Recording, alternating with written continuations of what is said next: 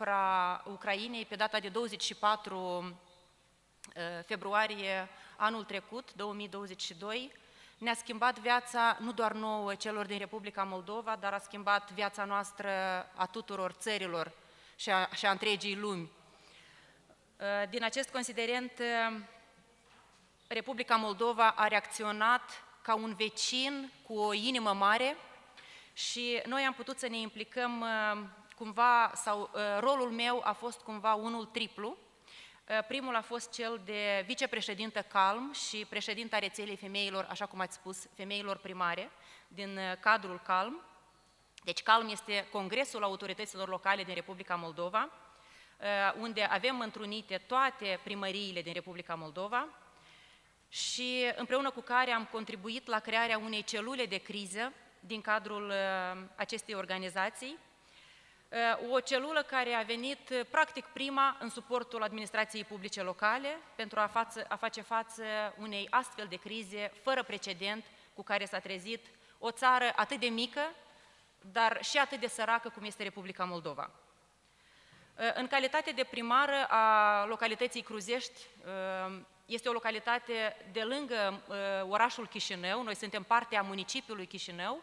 Bineînțeles că oamenii, în primul rând, au început să vină în capitală și din capitală au început să vină în suburbiile capitalei, ori eu eram primar în această suburbie și a trebuit să reacționăm foarte repede, fără reguli, fără să știm sau fără să fi trecut prin aceste clipe absolut groaznice pentru mamele și copiii care veneau efectiv cu o geantă în mână și cu foarte, foarte multă durere. Și o să vorbesc mai târziu și despre mine în calitate de om și de femeie care m-am trezit cu o doamnă în fața primăriei care venise cu o fetiță și am decis să o iau la mine acasă. Astfel, era din regiunea Nicolaev, din orașul Nicolaev, și astfel am putut împreună cu ea, timp de 2 luni cât a locuit la mine în familie, să trăiesc toate emoțiile prin care a trecut această femeie împreună cu copilul ei și să vă spun că ea și-a lăsat mama bătrână acolo în Nicolaev, iar fratele ei, care era plecat în Rusia de mulți ani, căsătorit tot cu ucraineancă, nu a sunat măcar o dată sau măcar n-a scris un mesaj acestei femei, surorii ei, să întrebe cum se simte ea sau cum se simte mama ei. Deci asta a fost pentru mine mult mai dureros și pe lângă faptul că lumea venea din localitate, din oraș, s-a mobilizat, le-am adus produse alimentare, le-am adus haine, deci am ajutat pentru prima etapă, a fost un ajutor enorm din partea oamenilor care au venit absolut necondiționat și efectiv doar la apelul pe care l-am făcut noi, fie pe Facebook sau deja prin rețelele sociale sau mass media. În urma escaladării războiului din februarie, Moldova, ca și țară vecină, s-a trezit într-o situație absolut nouă pentru ea, așa cum am spus, iar riscul legat de siguranță și securitate a ajuns la un nivel extrem de înalt. În primele 5 săptămâni, peste 4 milioane de refugiați din Ucraina au trecut granițele țărilor vecine, iar mulți alții au fost forțați să se mute. Potrivit datelor Guvernului Republicii Moldova, Republica Moldova a primit peste 800.000 de refugiați, majoritatea fiind cetățeni ai Ucrainei, femei și copii în mod deosebit, iar bărbații care veneau erau de obicei sau cu grad de invaliditate sau bărbați care aveau mai mulți copii. Primele persoane care le-au oferit ajutor au fost, bineînțeles, voluntarii și, evident, primăriile. Suportul acordat de societatea civilă și voluntari a fost unul crucial, iar acest tandem între administrația publică locală și societatea civilă a făcut posibil ca țara, per general, să facă față cu brio acestei crize fără precedent. Și nu doar să facă față, dar să facă față și astăzi acestei crize care încă mai durează. Autoritățile publice locale, fără experiență în gestionarea unor astfel de crize, s-au trezit în față cu provocări la nivel local, fiind nevoiți să acorde asistență umanitară directă, protecție, cazare și alte servicii logistice pentru toți refugiații veniți. Criza de securitate regională arată cât de importantă este cooperarea dintre instituțiile la nivel central și local. Administrația publică locală a fost în prima linie a răspunsului la criză și a știut cel mai bine de ce au nevoie femeile și bărbații, fetele și băieții din localitățile lor. În ciuda vremurilor de criză, femeile primare continuă să conducă și să-și servească comunitățile și aș dori pe această cale să le mulțumesc tuturor femeilor primare din țara mea, dar și de cele pe care le am aici și care ne vorbesc despre experiențele lor, pentru toate eforturile pe care le depun. Congresul Autorităților Locale din Moldova a devenit în această perioadă un fel de hub informațional pentru autoritățile publice locale, inclusiv pe timp de criză. Calm, cu suportul UN Women și UNDP, a înființat o unitate de coordonare și răspuns la criză pentru refugiați, pe care am numit-o celula de criză, care a fost o punte de legătură între administrația publică locală, administrația publică centrală, donatori, ONG-uri și alte organizații. Astfel, Calm oferă și astăzi expertiză juridică, informațională și de capacitare. La noi, în Republica Moldova, se întâmplă cumva un lucru mai straniu, probabil. Noi, decât să sunăm la un minister, mai degrabă sunăm la experții de la Calm, de la asociația noastră. Și uneori obținem mai multă informație de la experții de la Calm decât de la unii funcționari din administrația publică centrală. Cu regret. A fi primară pe timp de instabilitate politică, conflict sau criză a refugiaților aduce enorme provocări. De aceea, instruirea rapidă și capacitarea administrației publice locale este primordială. În 2022, aproximativ 600 de reprezentante ale Guvernului, Parlamentului, serviciilor teritoriale ale Cancelariei de Stat, primăriilor și alți reprezentanți ai administrației publice locale și-au îmbunătățit cunoștințele despre cum să colaboreze eficient și să gestioneze mai bine criza refugiaților, ca urmare a 4 întâlniri informative organizate de Calm în parteneriat cu UN Women, cu suportul Suediei. 90% dintre refugiați reprezintă femei și copii, astfel gestionarea crizei refugiaților din perspectiva de gen este una esențială. Necesitățile femeilor și fetelor sunt diferite de cele ale bărbaților, în orice situație nu s-ar afla. Ca urmare a cooperării dintre UN Women și Calm, în 2022, peste 35.000 de beneficiari, dintre care aproximativ 19.000 de femei și fete, au beneficiat de infrastructură renovată și reînnoită, ca urmare a finalizării a 20 de inițiative locale derivate din procese participative, de planificare și bugetare sensibile la gen, în 20 de comunități conduse de femei. Calm a reușit să acorde suport umanitar pentru 10 localități din 6 raioane ale Republicii Moldova, iar până la finele lunii mai 2023 au fost susținute 15 comunități gazdă care au implementat inițiative locale de integrare a refugiatelor în comunitate. În prezent, datorită acestei colaborări, încă 7 comunități gazdă implementează inițiative comunitare de coeziune socială, dezvoltarea capacităților și dialog. La fel, datorită cooperării cu asociația franceză Cité Unie France, membra CMR, 17 localități au fost susținute pentru a susține refugiații din aceste localități. Una dintre localitățile beneficiare a proiectelor susținute de UN Women a fost și localitatea Cruzesti, localitatea mea, iar în octombrie 2022 am organizat un marș al păcii cu susținerea de asemenea a UN Women, a Ambasadei Suediei, a Organizației pentru Refugiați și vedeți aici niște imagini pe fundal de la acest eveniment.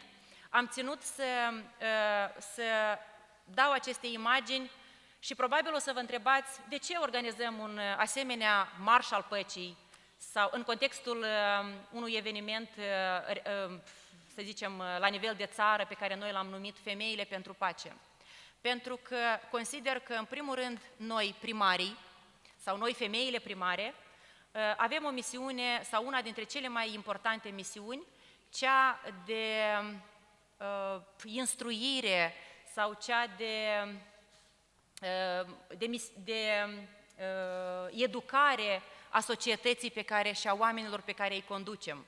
Și nu pentru faptul că eu sunt de profesie profesoară și am asta și cumva în sânge, dar oamenii se uită foarte mult la liderii comunităților lor și de felul în care sau felul în care vor prezenta lucrurile liderii comunităților este foarte important și pentru cum va gândi comunitatea pe care noi o conducem. Ori, ca să vă expun un exemplu foarte rapid, atunci când a început războiul în Ucraina, eu am început să postez niște postări pe Facebook, pentru că este canalul cu care eu comunic cel mai bine cu populația, în care scriam opriți dictatorul sau aveam niște mesaje antirăzboi, la care o colegă de-a mea vecină, primară, puțin mai în vârstă decât mine, mă sună și îmi zice: nu ți-e frică să postezi asemenea lucruri? Nu ți-e frică că s-ar putea după Ucraina să fim noi, Republica Moldova, și atunci tu vei fi prima care va fi arestată? Și bineînțeles că eu i-am răspuns că nu mi-e frică și iată, prin acest marș al păcii, la care a participat toată comunitatea mea, inclusiv deputate, lumea foarte importantă, am vrut să demonstrăm tuturor că părerea noastră a liderilor de opinie locali contează foarte mult și de felul în care vom gândi noi, exact așa va gândi și populația noastră. Doar vreau să vă spun că în cadrul acestor proiecte, aceste localități care au beneficiat de susținere și-au racordat strategiile de dezvoltare locală la criteriul sensibil de gen. De asemenea, am racordat bugetul local la criteriul sensibil la gen, niște chestii la care eu, în calitate de primar, deja cu experiență de 8 ani și de consilier anterior, pentru că sunt în politică deja de mai mulți ani, nu m-am gândit niciodată că eu aș putea să fac un buget sensibil la gen. Ori atunci când făceam odată un program pentru activitățile sportive, de exemplu pentru ziua localității, niciodată nu m-am gândit că aș putea să fac cumva evenimente pentru băieți și evenimente pentru fete sau competiții pentru fete și competiții pentru băieți. Iată că acest aspect cumva încearcă să ne facă să gândim și să vedem lucrurile altfel și vă încurajez pe toți cei care aveți posibilitatea să creați și să adaptați strategiile de dezvoltare ale localităților și bugetele dumneavoastră locale la acest criteriu sensibil la gen, care ne face să vedem lucrurile puțin altfel. Guvernul a aprobat recent, începând cu data de 1 martie 2023, o hotărâre foarte importantă, prin care se acordă protecție temporară persoanelor strămutate din Ucraina. Aceasta este o măsură excepțională de acordare a protecției imediate și temporare persoanelor care întrunesc criteriile de eligibilitate, astfel având dreptul la toate serviciile existente pentru Republica Moldova. Și doar vreau să vă spun că din martie, de când a fost adoptată această hotărâre și până în prezent, peste 23.000 de persoane din Ucraina deja au beneficiat de această inițiativă legislativă. Eu am mai mult aici, Boran, pentru că mă gândeam că o să fie mai scurt discursul meu, dar dacă reușim să vorbim mai departe, spun și ceea ce am vrut să spun mai departe. Vreau să încurajez toate femeile, inclusiv femeile de aici, care sunt la primul mandat, să participe, să influențeze și alte femei să se implice în politică. Vreau pe această cale să doresc colegilor mele din Republica Moldova, suntem 201 femei primare, suntem un exemplu pentru alte țări care sunt aici, vreau să le încurajez să devenim și mai multe după alegerile pe care le avem peste o lună. Vreau să vă spun că eu luni am depus am depus actele pentru al 3-lea mandat și am venit imediat aici să vă spun din experiența noastră. Succes tuturor, să știți că oamenii se uită la noi, iar noi trebuie să demonstrăm că suntem puternice și să mergem înainte. Mulțumesc!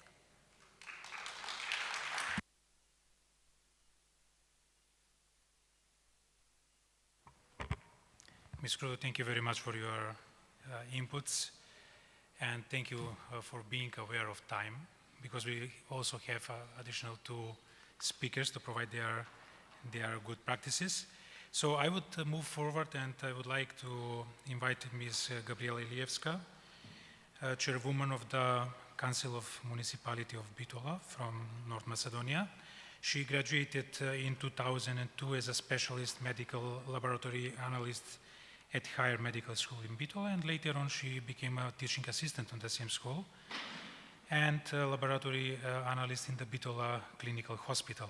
In 2013, Ms. Ilievska became a member of the Council of Municipality of Bitola, while in 2017 she was the first woman holder of an independent civil list, and in 2021 as a representative from the independent civil list Poinaku, which from Macedonian translated means different, she became the first independent president of the Council of Municipality of Bitola. She also has various positions in the National Association of Local Governments in Macedonia, so she has been a president of the Municipal Commission. She has been also a president of the Municipal Commission of Equal Opportunities between Women and Men. So Bitola as the city in your country is the second one, is the second biggest one in Macedonia, but it is exposed to high urban flood and earthquake hazard levels. Unfortunately, in the last several years, the city of Bitola faced high rates of air pollution, directly affecting the vulnerable groups in the municipality. The thermal power plant near the city releases harmful substances into the air, and it is at the top of Europe according to the emission of toxic gases. So, Ms. Ilievska, I would like to ask you about the activities of your municipality that takes in the dealing with the disaster risk management. But before that, I would like to ask you what a woman in the position of chairperson of the municipal council could bring to the work of the crisis headquarters in the municipality. As in the beginning, I've mentioned that still the disaster risk management in this region is considered as a male-dominated area. So please, Ms. Ilievska, the floor is yours. Thank you, Boran. First of all, I want to say that I am very honored to be here today, and I want to thank to Nalas and UN Women for supporting me to be here. And as you said at the beginning, I'm the only one who is not mayor, but that is the very big problem in our country, because we have 81 municipalities and we have only 2 women mayors, and that is a very devastated number for our country. So that is one more reason why we need woman leadership, because mayors have big power and they can make the change in the society. So I think that one of our next level, or my next worth, is to that number in our country to be higher. So we have quotes for councillors, we have quotes for MPs, but we don't have quotes for mayors, and I think that that's why we don't have a lot of women in this position. Why we need women in leadership? Because women often prioritize community well-being. Women can advocate for community-centered solutions, such as ensuring vulnerable populations receive the support they need during a crisis, and involving local organization in the response effort. Women leadership may be more in harmony to gender and diversity issues that can be worsened during a crisis. They can advocate for policies and strategies that ensure access to support for all members of the community. It is because women leaders could bring different specific perspectives about women and men, and especially women and girls who may experience crisis differently due to their unique vulnerabilities. For example, women may face in crisis risks related to sexual and gender-based violence during disaster. I have to say here that as president of the Council, as the president of the Commission, for the first time in Bitola, we have center for shelter center for victims of violence, and that is one of the biggest thing that we can do for every person who is victim. So yes, women can do things like that, and that is why we need women leadership. When we talk about disasters, I can list more, but I would still stick to those three most as part of what is being done and was being done in Bitola. I will start with unpleasant picture of floods that affected Bitola a few months ago. In a very short time, the city resembled Venice, and hardly anyone could move. Fortunately, there were no casualties. We have a crisis headquarters in Bitola. It is composed of director of institutions, mayor, president of the council, public enterprises, managers, but as I said at the beginning, the number of women in these positions are very low, so the number of the women who by function are part of these headquarters is small. During the floods, of course, it was most important to react quickly, and first to protect women, children, the elder, and the people with disabilities. This was my first response, and fortunately the head of the Red Cross in Bitola is a woman, so the reaction was joint and cooperative. With our help, these people were the first to be visited, protected, and provided with everything they needed, giving this priority especially important because any delay reaction can have irreversible consequences. The role of woman is important in this situation because the sensitive to solving such problem is more emphasized than a man. The second moment when we found ourselves in a similar situation was the moment when Bitola was hit an earthquake. I must say that in Bitola for the first time, the president of the council is an independent candidate and a woman. That is for the first time in the history of our country.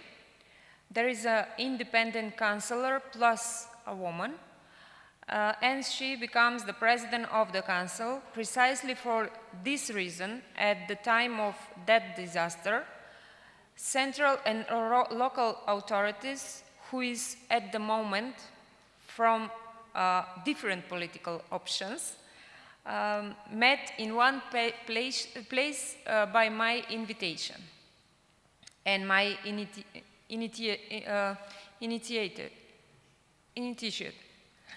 My position then was to Riglis and belongs to Bitola. It needed both financial and institutional help, and I requested that all institutions be equally involved, both local and central.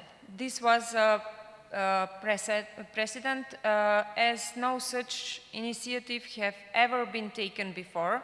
Ministers, deputy ministers, mayor, president of the council were in one place, and all of them from different political options, and it was a good example of how to react in such situations going forward. It was the time when the municipality had an open call for financial support for the citizen, but who had suffered damage from the earthquake. But the main thing in that public call was given to single mothers and the people with special needs. My third experience is actually the longest and maybe the reason why I'm here today and why I'm the holder of this office today, which is the biggest disaster that happened to Bitola, air pollution. And maybe I'm very emotional when I'm speaking about this kind of disaster because this is one of the disasters who is every day and every time we are in our city. According to some research, Bitola is the second city in Europe with the largest number of patients with malignant neoplasms, and most of them are women with breast cancer and children. I have to say that I also have such an experience, and maybe that is one of the reasons why I'm fighting so hard and looking for a way to prevent this disaster, or at least to stabilize it. I have been part of countless protests against pollution, protests for the installation of filters at the thermal power station near Bitola, and I have been spokesman for the fact that the health of the citizen comes first and there is no compromise or price for that. I believe that my struggle is an inspiration for a large number of women, and it was shown by the support that I received and that I am receiving daily, mostly from young people who want to see a change in society.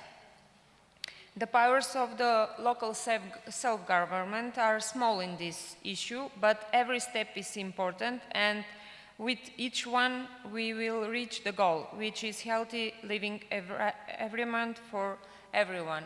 I have to say here that we provided free traffic transport for the people in time where the number are highest of the pollution, and we provided help together with the Red Cross for people who are elder and women who are pregnant or they have children who are small, not to go out from their homes, to stay there, and the supplies they need will be brought by the Red Cross or the organization who are working with that kind of thing. I have to say that a big support as a counselor, especially me, like an independent, we get from UNDP, from their trainings, because they have trainings who are for gender, who are for intermunicipal cooperation, and that is the way how we can work and how we can prove why the people gave us their support.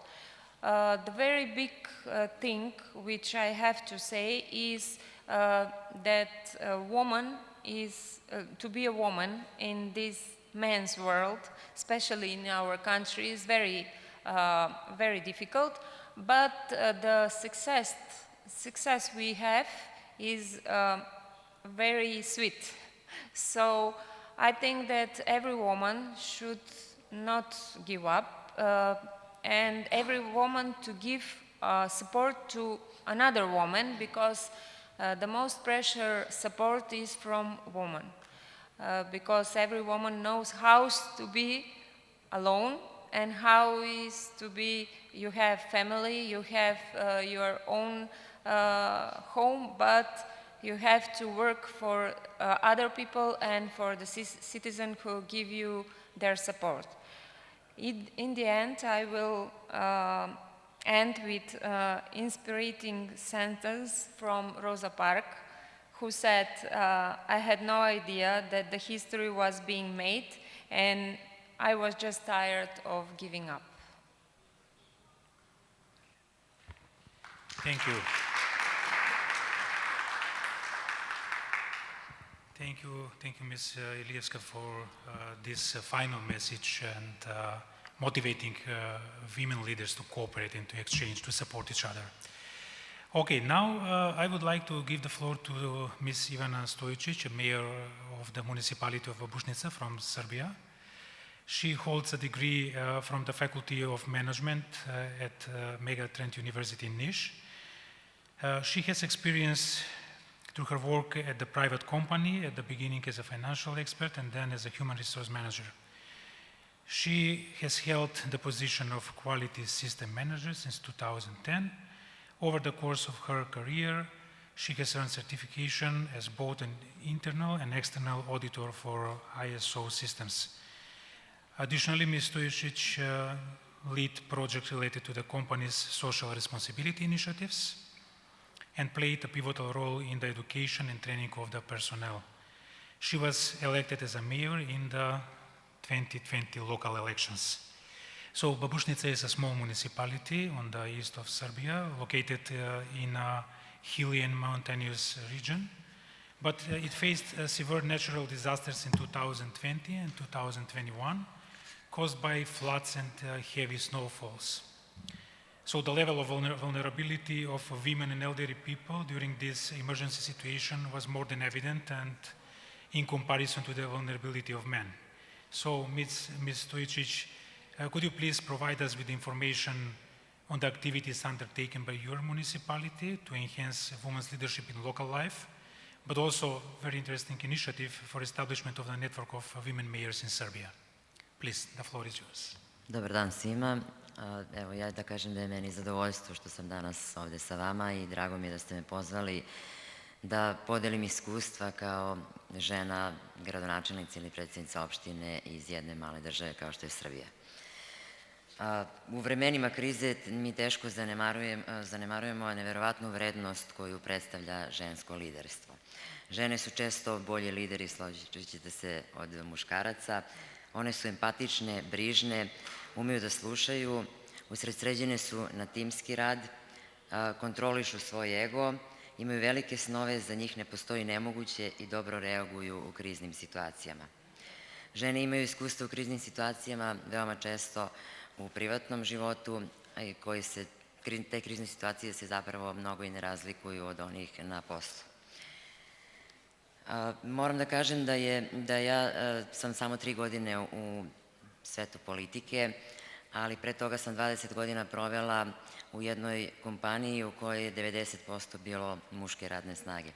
Tako da je ta borba moja za rodnu ravnopravnost potiče iz privatnog sveta, iz jedne proizvodne kompanije, gde sam stekla ogromno iskustvo i kada sam preuzela dužnost predsjednice opštine Babušnica, nekako sam se fokusirala na uključivanje žena u tom svetu politike i na osnaživanje žena.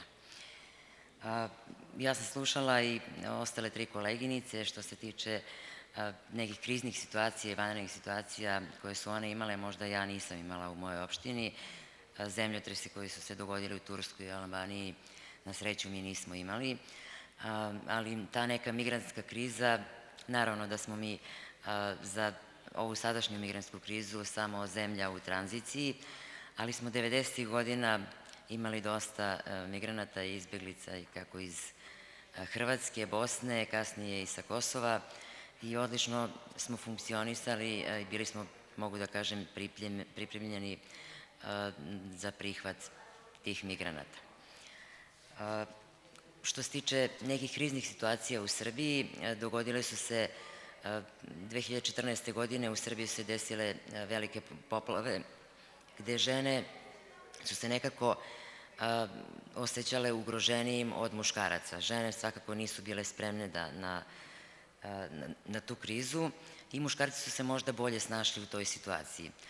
Što se tiče opštine Babušnica, mi smo jedna mala opština po broju stanovnika, 10.000 stanovnika, ali smo po teritoriji poprilično veliki, 530 km² i dosta razuđena opština koja ima 53 naseljena mesta. Neka naseljena mesta imaju od 10 do 15 stanovnika. Moj najveći izazov je svakako uređenje putne infrastrukture i stići do svakog stanovnika naše opštine, gde su svakako ugroženije žene, jer kod nas staračko domaćinstvo više čine žene u Srbiji. Čak i u tim nekim vanrednim situacijama 50% stariji ljudi od 55 godina uglavnom su bile 24 žene na 12 muškaraca.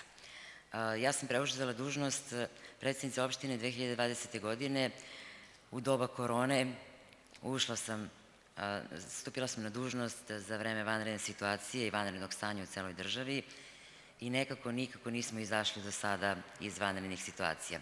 Posle korone nastavila se vanredna situacija izazvana poplavama i snežnim padavinama, tako da mogu da kažem da sam na mestu političara funkcionišem uglavnom u vanrednim situacijama. Izvinjavam se. A što se tiče nekog uključivanja žena u svetu politike i u javnom sektoru u Babušnici, stupanjem na dužnost pokušala sam da osnažim žene, tako da u samoj opštinskoj upravi, u samoj opštini 60% funkcionera su žene. U javnom sektoru su direktori uglavnom žene i nekako smo dokazale da možemo da se takmičimo sa muškarcima i u nekim funkcijama koje muškarci češće obavljaju. U mom okrugu, odnosno Pirotski okrug, kome pripada i Babušnica, spadaju još 3 lokalne samouprave gde su muškarci, predsednici opština i gradonačelnici skoro 20 godina. Meni je, kad sam stupila na dužnost, najpre bilo teško da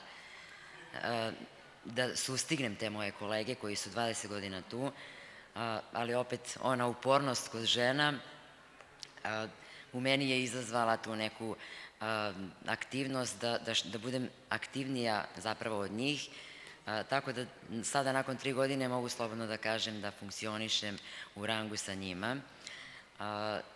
Naravno da su oni tu od pomoći kad god treba neki savjet, s obzirom da su stariji kolegi i dugo godina su tu na toj dužnosti.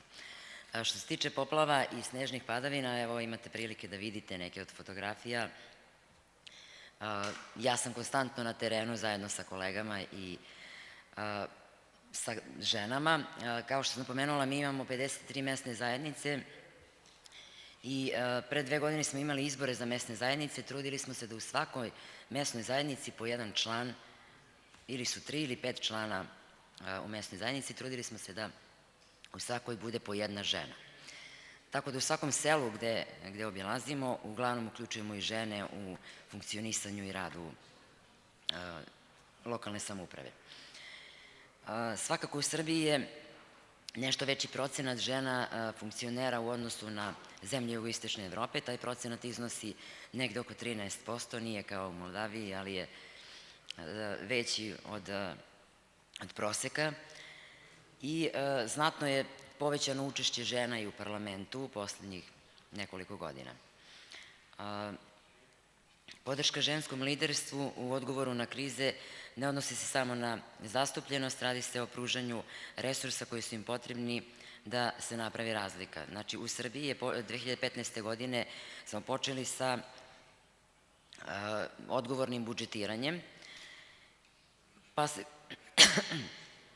se budžeti, izvinjavam se,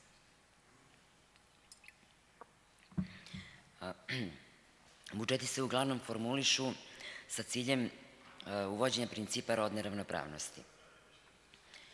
Takođe smo se borili da uglavnom u poljoprivrednim delatnostima znatno više bodujemo subvencije koje se dodeljuju ženama, u sportu, gde možemo da se pohvalimo da na nivou lokalne samouprave u najvećem rangu takmičenja se takmiči ženska ekipa. Značajno ih bodujemo više kada se dodeljuju sredstva i ženska udruženja su dosta zastupljena u našoj lokalnoj samoupravi.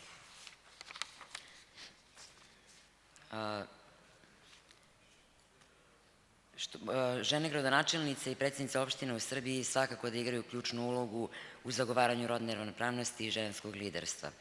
imaju tu moć da utiču na politike na višim nivoima. Iz tog razloga je 2021. godine potpisana povelja ženske solidarnosti, koju su potpisale sve žene, gradonačelnice i predsjednice opština u Srbiji, i one su se obavezale da će sarađivati i zajednički delovati u cilju dostizanja pune rodne ravnopravnosti u Srbiji u 21. veku.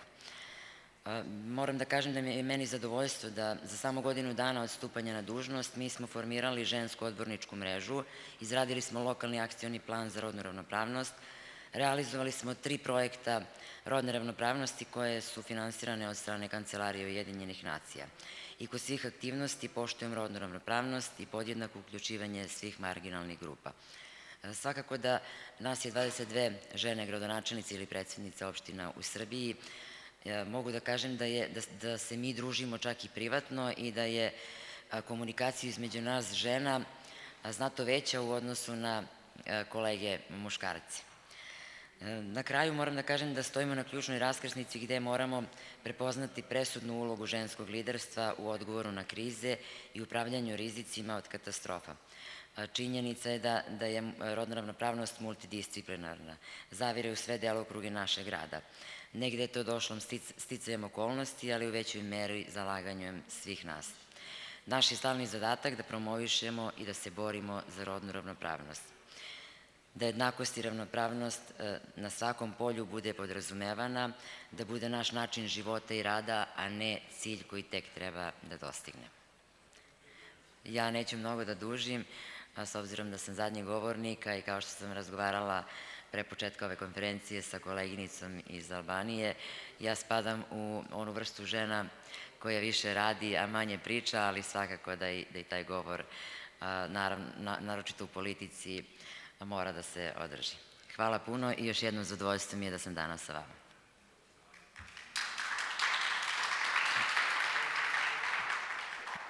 Thank you, Ms. Stojicic, for your input. I agree, you are executive branch of the local government, and you are responsible for all the works at the local level. But sometimes you need to share the experiences that all of you did right now here. Thank you very much for that. I promise to the audience that I will provide some room, although we are out of the time. I received on this tablet here 2 questions, but they are in Turkish and I cannot understand. So, if you may, I will give an opportunity at least for 1 question to be posted. This one, right? What are the qualifications that we should for women? Is it in Turkish or in English? Yeah, it's in Turkish question. Okay, can you please read it for me? So, what are the qualifications that a woman should be like leader? What is the clarification? Qualification. Qualification. Okay. Okay, interesting question. What is the qualification of a woman to be a successful leader? Is there a qualification, a competence for that? Someone of you to share your opinion? Ms. Ilievska, please. Yes, if you want to be a leader, you have to be example. You have to know what is the main problem of the people, but not only what is the problem. You have to have solution.